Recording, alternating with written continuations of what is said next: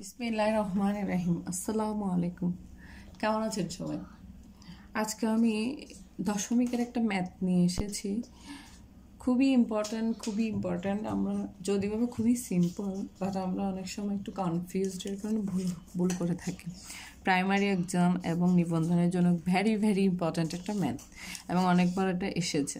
যেমন আমি এখানে লিখেছি 0.2, হ্যাঁ, ভাগ 0.05, মানে এই দশমিক 0.2.0কে ভাগ করবো আমরা 0.05 দিয়ে। তাহলে এর আনসারটা কত হবে? এটা অনেকগুলো এখানে কি দিছে, কোয়েশ্চেন দিছে, সরি অপশন দিছে। আমরা সেগুলো থেকে এগুলোতে একটা কি হবে, সঠিক হবে। বাট এটা আমরা কেমনে বের করব সঠিকটা?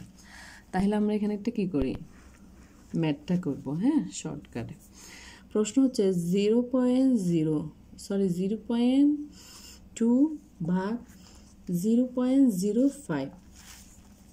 তাহলে আমাদের সবসময় মনে রাখতে হবে দশমিকের পরের সংখ্যাটা সবসময় কি 2 ঘর। এখানে 2 ঘর আছে না? তাহলে আমাদের এখানেও সেম কি করতে হবে, 2 ঘর মিলাতে হবে। তাহলে আমরা শূন্য দিলে এটার সাথে এটা কি হয়ে যাচ্ছে, মিলে যাচ্ছে, ঠিক না?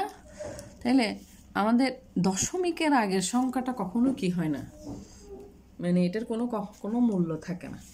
তাহলে আমরা ডাইরেক্ট কি লিখবো, 20 ভাগ।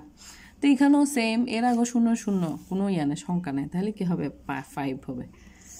তাহলে কি থাকে, এখন 20কে এখন 5 দিয়ে ভাগ করলে আমরা কি পাই, 4 পাই। বুঝা গেছে?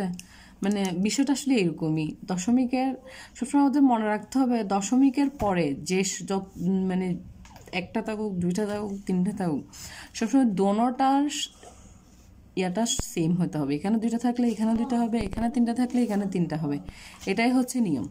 তাহলে এই জিনিসটাই আমরা বুঝলে দশমিকের গুণ ভাগ সব কিছু আমরা ইজিলি করতে পারবো। তাহলে এখানে হবে 4। তাহলে এটাই আনসার। আশা করি সবার বুঝে গেছে। Thank you guys. আসসালামু আলাইকুম।